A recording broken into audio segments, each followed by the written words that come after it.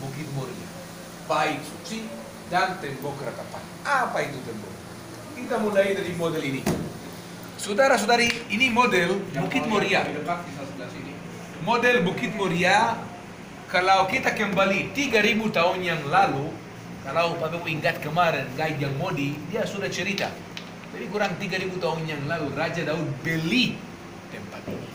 Dia bayar. Ngomong-ngomong, di Alkitab ada dua versi.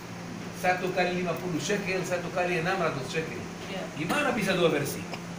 Setiap suku 50 per 12 suku itu adalah 600. Setiap suku harus bayar 50 shekel untuk bait suci. Kalau di sini, di daerah ini, ada kota Yebus yang Raja Daud dan Yoav ben Tsuria menguasai. Ya, itu kota Daud. Hanya setelah kota Yebus, Yerusalem namanya, Yerusalem dulu hanya di sini, dikuasai oleh Raja Daud. Raja Daud beli, dia paksa bayar. Sebenarnya Goren Avarnya Yebusi mau kasih gratis, tapi Daud paksa bayar. Kenapa dia paksa bayar? Supaya tidak diminta lagi, ya, tidak untuk dikembalikan. Dia beli, tapi tidak boleh membangun bait suci yang pertama karena tangannya Raja Daud terlalu sibuk dengan berdarah. So, anaknya Raja Solomon, dia yang pertama membangun bait suci yang pertama di puncak Bukit Moria. Kenapa di puncak Bukit Moria? Karena disebut di Alkitab di puncak Bukit Moria salah satu janjian di antara Abraham dan Tuhan terjadi. Abraham mengkorbankan anaknya, coba mengkorbankan anaknya Ishak. By the way, selalu kalau ada janjian di antara manusia dan Tuhan, nama dirubah. Abram ke Abraham, Sarai ke Sarah, Yakob ke Israel, Shimon anak Yunus ke Petrus. Selalu nama diganti. Oke. Jadi Raja Solomon membangun bait suci yang pertama, dan menurut Alkitab memang bait suci yang pertama indah sekali, luar biasa. Bapak Ibu sudah dengar cerita kemarin dari Modi dan dari saya. Pada tahun 586 sebelum Masehi, Raja Babilonia Nebukadnezar datang ke sini dan musnahkan bait suci. Bangsa Israel dibawa ke Babilonia. 70 tahun kemudian kerajaan Babel menjadi Persia. Raja Koresh kasih izin untuk mereka kembali. Orang Yahudi kembali hanya ke provinsi Judea. Dan daripada waktu itu kami panggil orang Yahudi. Sebelumnya Israel, bangsa Israel. Kenapa? Keturunan 12 suku Israel. Sebelum mereka menjadi bangsa di Mesir, Ibrani atas nama Abraham. Setelah Mesir mereka menjadi bangsa 400 tahun, bangsa Israel. Kembali dari Babilonia hanya ke daerah provinsi Judea. Jadi kita mulai panggil orang Yahudi. Zerubbabel ben Shealtiel, zaman Ezra dan Nehemia, bait suci yang kedua dibangun. Tapi bait suci yang kedua menurut kita kurang indah, lebih jelek, lebih kecil. Sampai zaman Raja Herodes Agung. Herodes Agung sebenarnya Bapak Ibu, orang Yahudi tidak pernah terima Raja Herodes Agung seperti raja. Raja Herodes Agung, dia gila. Dia memang gila dan sakit jiwa. Raja Herodes Agung membunuh istrinya, membunuh anaknya, membunuh temannya. Dan di Alkitab juga disebut dia yang kasih perintah ke semua orang membunuh semua anak laki-laki dari umur 2 tahun ke bawah. Nah, kenapa dia paranoid? Kenapa dia sakit jiwa? Karena orang Yahudi tidak pernah terima dia seperti raja. Mereka mau raja asli Yahudi. Herodes. Papanya Antipater namanya, dan ibunya Kiprus. Mereka dari Edom, bukan Yahudi asli. Ini alasannya kenapa orang Yahudi tidak pernah terima Herodes seperti raja. Raja Herodes mungkin memang dia sakit jiwa dan membunuh setiap orang yang jadi kuat langsung dibunuh. Istrinya yang dia paling cintai Miriam bunuh. Tapi dia terus pikir bagaimana orang Yahudi mereka akan terima saya. Dia mau orang Yahudi akan terima dia seperti raja. cara pikirannya, kalau dia akan memperluas bait suci, mereka pasti akan suka dia dan terima dia sebagai Imam. Bagaimana bisa memperluas bait suci? Lihat model ini. Kalau ini puncak bukit, ada lembah di sini, ada lembah di sini, ini lembah Kidron. Ada lembah di sini. Model ini sedikit kurang karena harusnya juga ada lembah di sini. Di mana-mana ada lembah, tidak bisa. Herodes mengerti, dulu harus potong sebagian dari batu.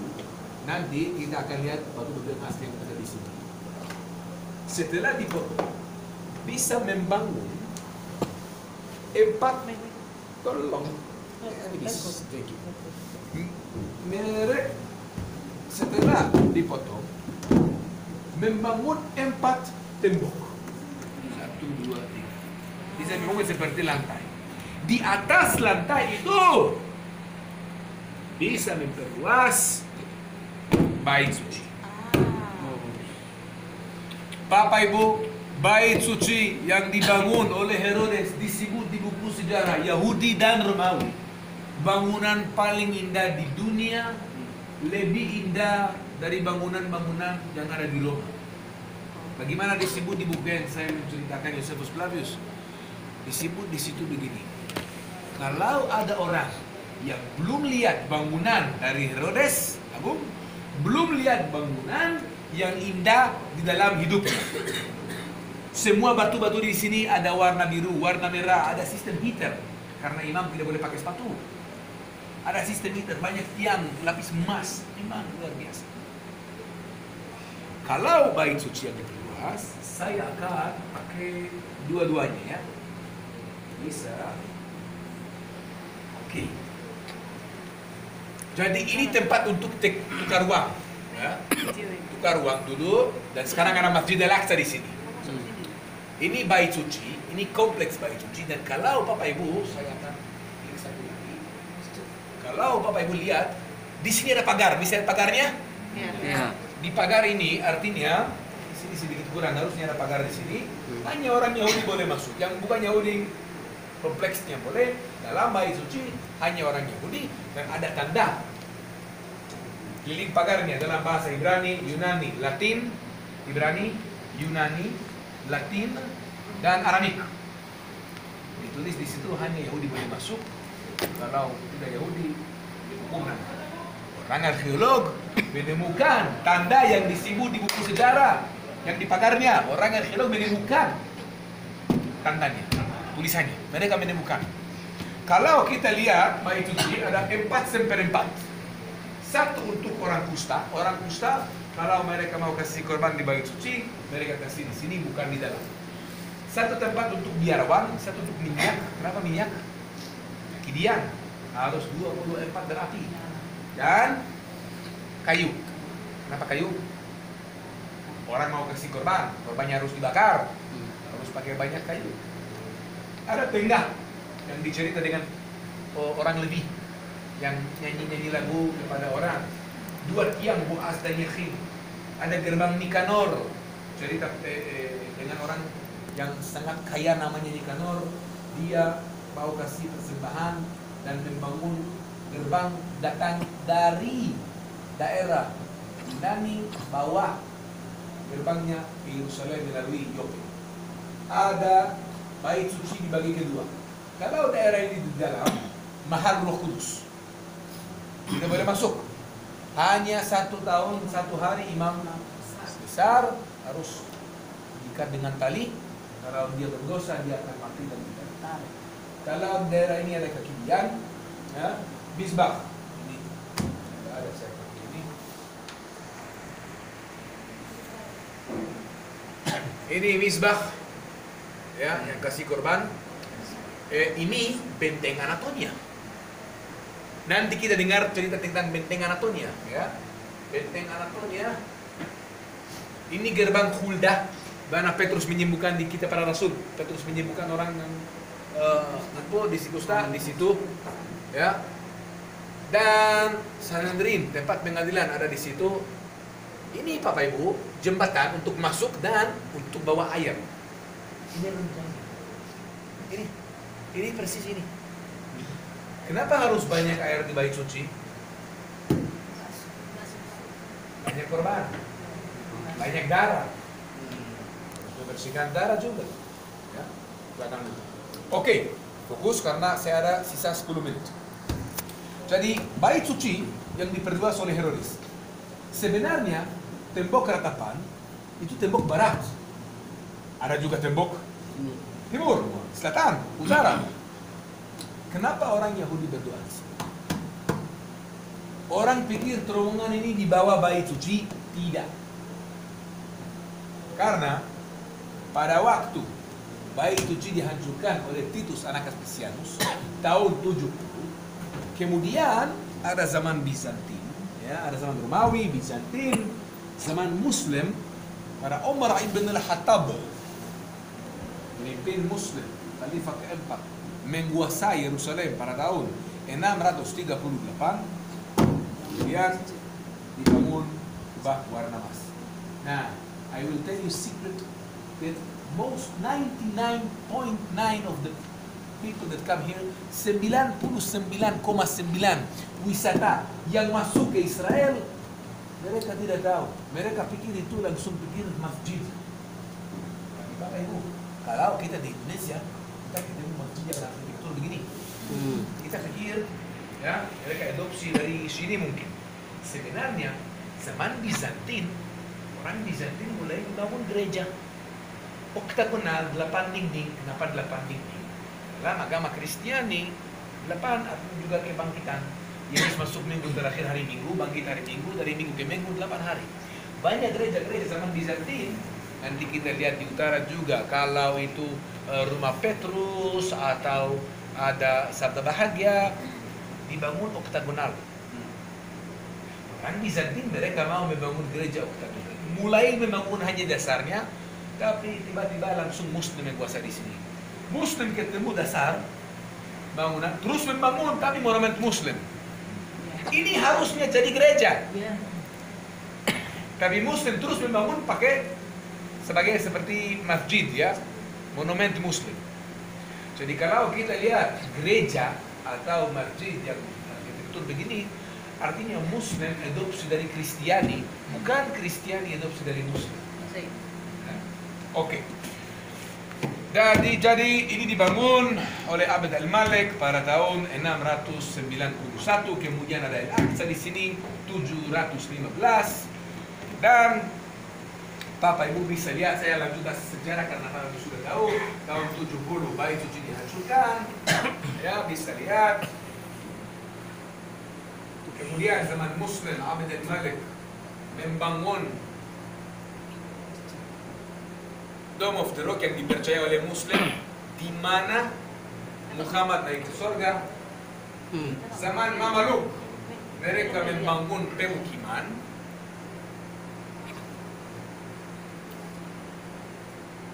Setelah perang 6 hari, zaman Mamaluk, zaman Ottoman, Inggris, perang merdekaan Israel, perang 6 hari.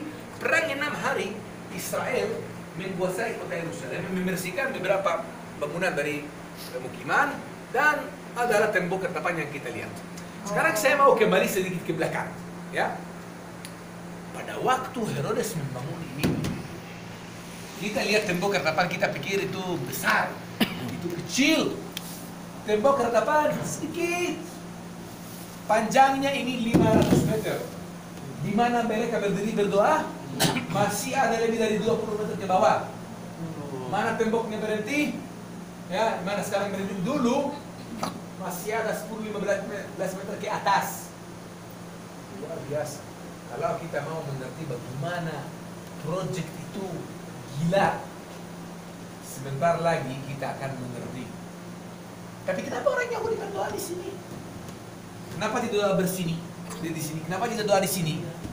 Kalau zaman dulu di bait suci, di mana tempat tersuci, paling suci, mahal Roh Kudus. Masalahnya sekarang tidak ada bait suci. Artinya orang Yahudi tidak tahu di mana persis mahal Roh Kudus, betul? Takutnya salah. Takutnya salah. Ada juga alasan politik. Orang Muslim tidak mau kasih orang Yahudi naik ke atas. Alasan politik dan teologi. Orang Yahudi mau berdoa di tempat paling dekat ke mahal Roh Kudus, dengan aman. Itu di mana? Tembok. Jadi orang Yahudi berdoa di sini bukan karena temboknya, karena lokasinya. Itu tembok ratapan. Jangan salah, tidak ada yang suci dengan tembok ratapan. What funny, orang Yahudi yang tidak tahu sejarah juga tidak tahu itu. Tapi sebenarnya yang ironi, orang Yahudi sekarang mengagumi tembok yang dibangun oleh raja, mereka tidak mau terima. Raja yang sering berdosa. Ya. Jadi sebenarnya tembok ratapan penting untuk orang Yahudi karena lokasinya, bukan karena batunya. Itu hanya batu. Kenapa mereka doa begini? Mereka tidak perlu kencing. Ini hanya cara ekspresi mereka. Cara ekspresi. Kenapa kita bilang tembok ratapan? Kita salah. Kalau kita bilang tembok ratapan, kita salah. Kita pikir mereka menangis. Mereka bukan menangis. Mereka berdoa. 1 tahun, 1 tanggal, memang mereka menangis. Tanggal pada waktu Bait Suci dihancurkan. Karena Bait Suci yang pertama. Dan yang kedua dihancurkan, Bapak Ibu, tanggal itu mungkin bukti untuk kita semua dalam tangan Tuhan. Bait Suci yang pertama dan yang kedua dihancurkan persis tanggal Tisha B'Av kalau kalender Yahudi. Kalender Yahudi Tisha B'Av tanggal hari itu memang orang Yahudi Kristen menangis karena Bait Suci dihancurkan. Tapi semua tahun ya, mereka hanya berdoa. Sebenarnya lebih benar bilang tembok barat. Inggris gimana? Western Wall. Ibrani hotel Ma'arabi West. Ya. Nah, perang 6 hari orang Israel menguasai Yerusalem. Dan tentara Israel menguasai Yerusalem dan mereka mulai gali terowongan yang pakai ini.